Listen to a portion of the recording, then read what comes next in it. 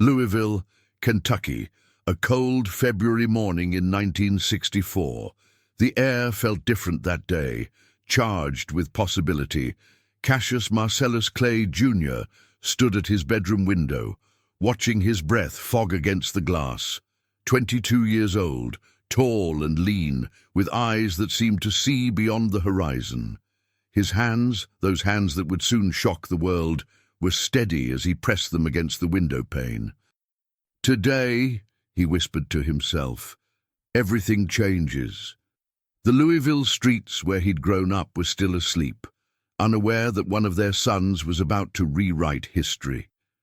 Cassius could still remember the sting of discrimination, the bitter taste of being denied service at a restaurant after winning an Olympic gold medal.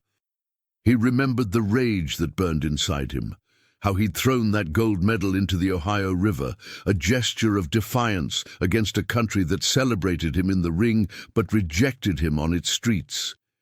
His mother, Odessa, called from downstairs. Her voice carried the weight of generations of black Americans who had fought their own battles without gloves, without crowds, without spotlights. "Cassius, breakfast is ready." He turned from the window, from his thoughts. In a few hours, he would face Sonny Liston, the most feared heavyweight in the world. Nobody believed he could win, nobody except himself. "Coming, Mama!" he called back, his voice steady, betraying none of the storm inside him. At the breakfast table, his father, Cassius Sr., watched him with quiet pride. A sign painter by trade, he had taught his son about colors, about lines, about making statements that could be seen from a distance. Little did he know that his son would paint on the grandest canvas of all, the consciousness of America itself. "You nervous, son?" his father asked, passing him a plate of eggs. Cassius smiled, that radiant smile that would become as famous as his jab. "I don't get nervous. I make other people nervous." His younger brother, Rudolph, laughed. "You sure talk a lot for somebody about to get his head knocked off." Cassius winked at him. "Just watch me. Float like a butterfly, sting like a bee. Liston won't even see me." After breakfast, he slipped away to a quiet corner of the house. From his pocket, he withdrew a small, worn copy of a book given to him by a friend. The teachings of Elijah Muhammad and the Nation of Islam had begun to reshape his understanding of himself, of his place in the world. In those pages, he found something he'd been searching for: pride, purpose, power. As he left the house that day, his mother pulled him close. "Remember who you are," she whispered. Her eyes held all the dreams she'd ever had for him, all the fears she couldn't speak. "I know exactly who I am, Mama," he replied. "And after tonight, the whole world will know too. If this story has made you feel something, however small, don't leave without giving back. Comment and tell me where you're watching this video from, and subscribe to the channel." The drive to the arena felt like traveling between worlds. Outside the car windows, Louisville continued its ordinary day. Inside, Cassius Clay was preparing to transcend the ordinary forever. His trainer, Angelo Dundee, sat beside him, reviewing their strategy one last time. "Remember the plan. Stay away from his left. Keep moving. You're faster than him." "Make him miss. Make him pay." Cassius nodded. But his mind was already in the ring, already dancing, already seeing the path to victory that no one else could see. At the arena, the crowd's energy hit him like a physical force. Anticipation, doubt, excitement, dismissal. They had come to see a coronation, but not his. They had come to see the fearsome Sonny Liston cement his legacy against an upstart who talked too much. In the dressing room, surrounded by his team, Cassius closed his eyes. The noise of the crowd faded. The doubts of the commentators dissolved. There was only his heartbeat, the wrap of tape around his wrists, the leather of the gloves as they enclosed his fists. "It's time," someone said. When he opened his eyes, he was no longer just Cassius Clay from Louisville. He was something else, something more, a force of nature, a statement, a revolution in human form. As he walked toward the ring, the boos and jeers washed over him without penetrating. He had already won in his mind. The rest was just showing up to collect the crown. Sonny Liston waited in the ring, a human bulldozer with fists like sledgehammers. His gaze was flat, emotionless, the look of a man who had seen too much and felt too little. He didn't just beat men, he broke them. The referee called them to center ring. Liston towered over Clay, his presence heavy with menace. But when Cassius looked into Liston's eyes, he saw something unexpected, uncertainty, a flicker of doubt. And in that moment, Cassius knew the victory was already his. The bell rang. The fight that would change everything had begun. Miami Beach, Florida, February 25th, 1964. The convention hall vibrated with the roar of 7,500 souls, their collective energy crackling like lightning in a bottle. Round one was underway, and Cassius Clay moved like nothing the boxing world had ever seen before. His footwork was poetry, his jab a punctuation mark that kept rewriting the expectations of everyone watching. Liston stalked forward, a mountain of muscle and menace, but he was punching at shadows, at whispers, at glimpses. "Look at him go!" shouted Howard Cosell into his microphone, his distinctive voice carrying above the crowd. Clay is dancing, literally dancing around the most feared fighter in the world. In Liston's corner, his trainers exchanged worried glances. This wasn't the fight they had prepared for. This wasn't the frightened young man they had expected to face. By round three, something extraordinary was happening. Liston, the invincible champion, was becoming frustrated. His punches, devastating when they landed, were finding only air, and with each miss, Clay's confidence grew, visible in his stance, in the almost imperceptible smile playing at the corners of his mouth. "I'm the greatest," Clay shouted at the ringside reporters during a clinch. "I told you I'm the greatest." But then, disaster. After the fourth round, Clay returned to his corner in distress. "Cut my gloves off," he told Dundee, his voice urgent. "I can't see." "There's something in my eyes." Somehow an irritant had gotten into Clay's eyes. Whether from Liston's gloves or something else would be debated for years. The young challenger was temporarily blinded, vulnerable. "No way," Dundee replied firmly, refusing to end the fight. "This is the big one, Daddy. If you quit now, we'll never get another shot." Instead, he rinsed Clay's eyes with a wet sponge and pushed him back out for the fifth round with simple instructions. "Run, son, just run until your eyes clear." And run he did. For almost an entire round, nearly blind, Cassius Clay avoided the dangerous Liston through instinct and footwork alone. The crowd sensed something was wrong, but couldn't understand what they were witnessing, a blind man evading a knockout artist through sheer will and muscle memory. In his corner, Joe Martin, the police officer who had first introduced Clay to boxing when he was just a 12-year-old boy, reporting a stolen bicycle, watched with his heart in his throat. He remembered that angry child, remembered telling him, "If you're gonna fight, learn to do it right." Never could he have imagined this moment.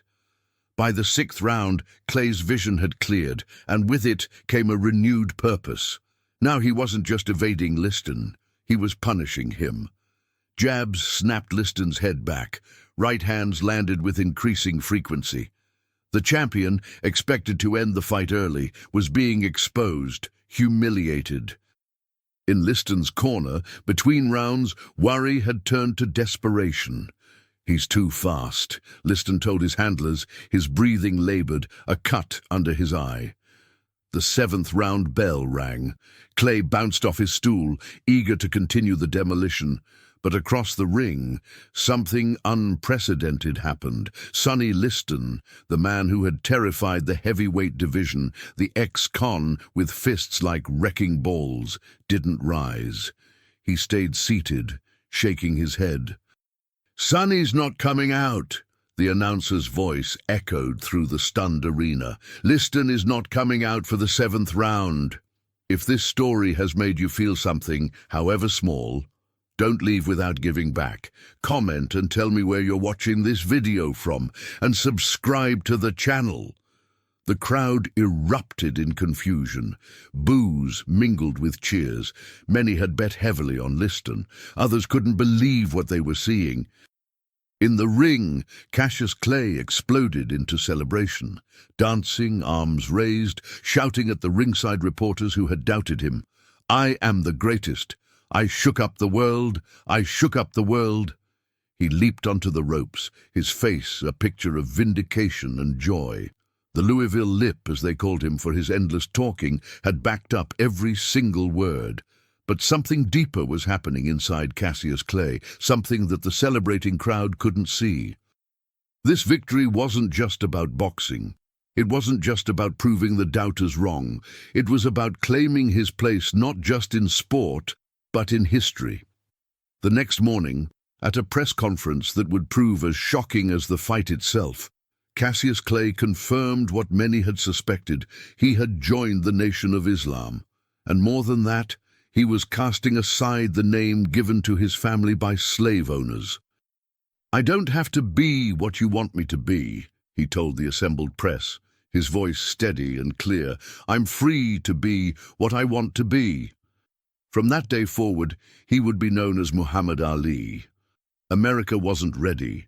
The same country that had barely begun to accept a brash, poetic boxing champion now had to contend with Muhammad Ali, a black Muslim who refused to apologize for his beliefs, for his blackness, for his humanity.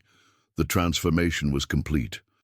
The butterfly had emerged from its chrysalis, and nothing, not boxing, not America, not the world, would ever be the same.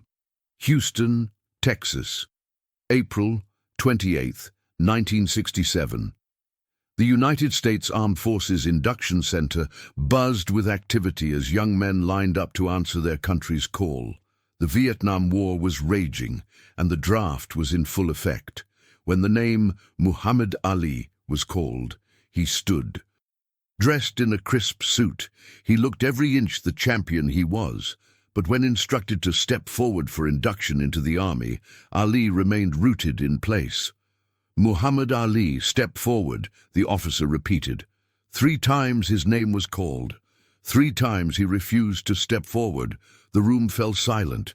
In that moment, in that simple act of standing still, Muhammad Ali was making a statement that would echo through generations. Later, outside the induction center, surrounded by reporters, Ali explained his stance with words as powerful as any punch he'd ever thrown. "Why should they ask me to put on a uniform and go 10,000 miles from home and drop bombs and bullets on brown people in Vietnam while so-called Negro people in Louisville are treated like dogs? If I'm going to die, I'll die right here, fighting you." The reaction was swift and severe. Within hours, the New York State Athletic Commission suspended his boxing license. Other boxing commissions followed suit. The World Boxing Association stripped him of his title. At the height of his physical powers, at just 25 years old, Muhammad Ali was effectively banned from the sport he had revolutionized.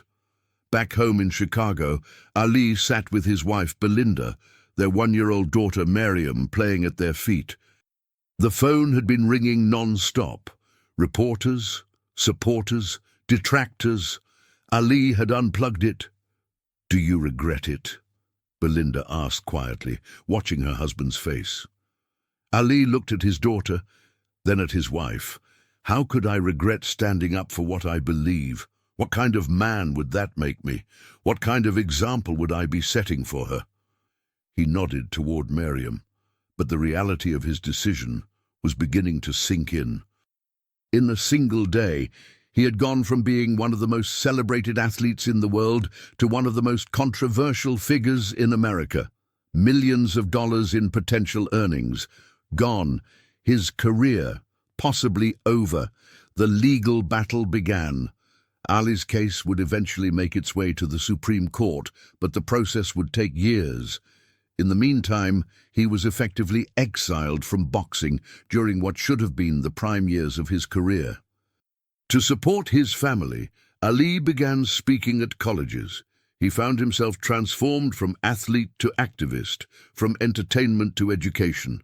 On campuses across America, he spoke about racism, about war, about faith, about standing on principle, even when the cost was devastatingly high. At Howard University, a historically black college in Washington, D.C., Ali addressed a packed auditorium of students. They didn't want me when I was just a boxer," he told the rapt audience. "They didn't mind the Louisville lip when all I was doing was predicting rounds. But when I started talking about equality, about why we're fighting in Vietnam while our people are fighting for basic rights at home, suddenly I'm un-American." A young woman raised her hand. "Do you ever wish you could go back to just being a boxer?" "Life would be easier," Ali smiled, that radiant smile that had captivated the world. "Sister, there's no such thing as just a boxer or just anything.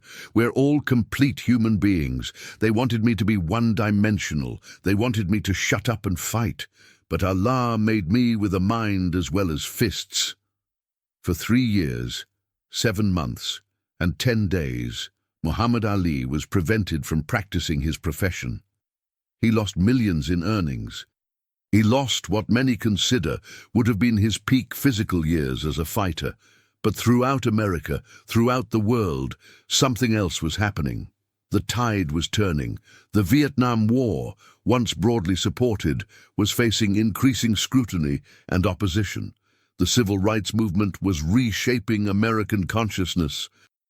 And slowly, gradually, the man who had been vilified was being recognized for what he truly was. Not a draft dodger, but a man of principle who had sacrificed everything for his beliefs. In Atlanta, Georgia, Ali walked through Sweet Auburn, the historically black neighborhood that had been home to Dr. Martin Luther King Jr.'s church. A group of young black children spotted him and ran over, surrounding him with excitement. "Are you really Muhammad Ali?" one boy asked, his eyes wide. Ali knelt down to the child's level. "I sure am, little brother, the one and only." "My daddy says you're the bravest man in America," the boy said, "braver than any soldier." Ali placed his hand on the boy's shoulder, his expression serious. "Your daddy sounds like a wise man. But remember something, bravery isn't about fighting in a ring or in a war. Bravery is about standing up for what's right, even when everybody is telling you you're wrong." As he continued walking, an elderly black woman stopped him. Without saying a word, she simply took his hand and kissed it, tears in her eyes. In those moments, Muhammad Ali understood that his fight had transcended boxing. He had become a symbol, a standard bearer for dignity, for integrity, for the courage to say no when saying yes would have been infinitely easier. On June 28, 1971, the Supreme Court unanimously overturned Ali's conviction for refusing military service. He was free to return to the ring. But the man who stepped back through the ropes was not the same man who had left. He was deeper, wiser, more purposeful. The greatest challenge of his life had not been Sonny Liston or any other opponent. It had been the test of his own convictions. And he had won that fight too. Manila, Philippines. October 1st, 1975. The Philippine Coliseum felt like the inside of a furnace, the tropical heat amplified by the 14,000 bodies packed inside, by the television lights, by the intensity of what was unfolding in the ring. The Thriller in Manila, they called it, the third and final bout between Muhammad Ali and Joe Frazier. More than just a fight for the heavyweight championship, it was the culmination of a rivalry that had transcended sport, that had become entangled with politics, with race, with the very soul of America. By the 14th round, both men were beyond exhaustion. They had pushed the human body to its limits and then demanded more. Ali's eyes were swollen, nearly shut. Frazier could barely see through his one good eye. They had hit each other with punches that would have felled redwood trees. In Ali's corner, his trainer Angelo Dundee worked frantically to reduce the swelling around his fighter's eyes. "How bad is it out there?" Ali asked, his words slurred from fatigue and punishment. "You're doing great, champ," Dundee lied. "He's ready to go." The truth was that both men were ready to go, not just in terms of quitting, but in terms of serious medical danger.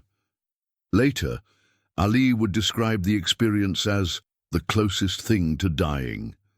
The bell rang for the 15th and final round. Somehow, impossibly, both men rose from their stools. But in Frazier's corner, his trainer Eddie Futch made a decision that would be debated for decades. He stopped the fight, saving his fighter from his own courage. "It's over," Futch told the referee. "No one will forget what you did here today." As the announcement was made that Ali had won by technical knockout, the champion summoned his last reserves of strength to raise his arms in victory. Then, in a moment that shocked everyone who witnessed it, he lowered those arms, walked to the center of the ring, and embraced Joe Frazier. In that embrace, with both men barely able to stand, Ali leaned close to his greatest rival's ear and said 3 words that would echo through boxing history: "You're a warrior." Those 3 words, simple, authentic, profound, transformed what had been a bitter rivalry into something else entirely. In acknowledging Frazier not just as an opponent, but as a warrior, Ali elevated their contest from a fight to a shared journey, a mutual sacrifice on the altar of greatness. The impact was immediate and far-reaching. Photos of that embrace traveled around the world. In a time of continued racial tension, the image of these 2 black men who had been pitted against each other, who had been encouraged to hate each other, embracing in mutual respect, was revolutionary. Back in America, in barbershops and diners, in living rooms and bars, people who had been divided by their support for either Ali or Frazier found themselves united in awe of what they had witnessed. In a Harlem barbershop, a heated debate about the fight fell silent when an elderly man spoke up. "You're all missing the point," he said, his voice cracking with emotion. "Those men gave everything they had, everything, and at the end they still found room for respect. If they can do that after what they put each other through, what's our excuse?" The story of that fight, of those 3 words, spread beyond boxing circles. It became a parable about reconciliation, about recognition, about the possibility of respect even in the midst of struggle. 3 years later, Ali was invited to speak at a high school in Detroit. The predominantly black school was experiencing tension with a neighboring predominantly white school. There had been fights, threats of more serious violence. Ali stood before the assembly of teenagers, his voice already beginning to show signs of the Parkinson's disease that would eventually silence it completely. "Let me tell you about warriors," he began. "A warrior isn't someone who hates his enemy. A warrior is someone who respects his enemy enough to give everything he has against him. And when the battle is over, warriors can look each other in the eye and say, 'You brought out the best in me.'" He paused, looking out at the young faces watching him. "If Joe Frazier and I could find respect after trying to take each other's heads off for 45 rounds over 3 fights, y'all can find a way to respect each other without a single punch being thrown." The impact was immediate. Students from both schools formed a committee to address the tensions between them. They called it the Warrior Project, dedicated to the principle that true strength lies in respect, not dominance. As the years passed and Ali's health declined, his voice fading to a whisper, those three words continued to resonate. When Parkinson's disease took his physical abilities, the memory of his courage, both in and out of the ring, only grew stronger. On a winter day in 2016, at his funeral in Louisville, thousands lined the streets to say goodbye.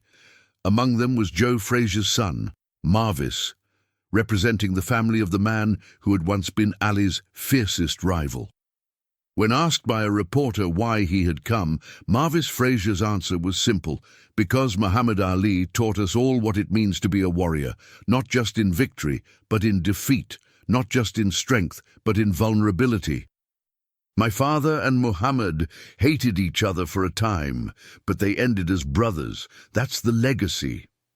In a world increasingly divided, increasingly polarized, the image of Muhammad Ali lowering his arms and acknowledging his opponent's worth remains a powerful symbol. The ring became a temple in that moment, a sacred space where two men who had given everything found something greater than victory. They found recognition of each other's humanity. The world was never the same again because Muhammad Ali showed us that our greatest opponents can become our greatest teachers. That respect can emerge from struggle. That reconciliation is possible even after the fiercest battles. And that sometimes three simple words, "You're a warrior," can heal wounds that seem beyond healing. If you've made it this far and felt every word, don't leave without subscribing. I tell these stories with my heart in my hand to reach people like you, who feel, who get emotional, who truly live. If this touched you, give back, comment, subscribe. Come be part of this family with me until the next video.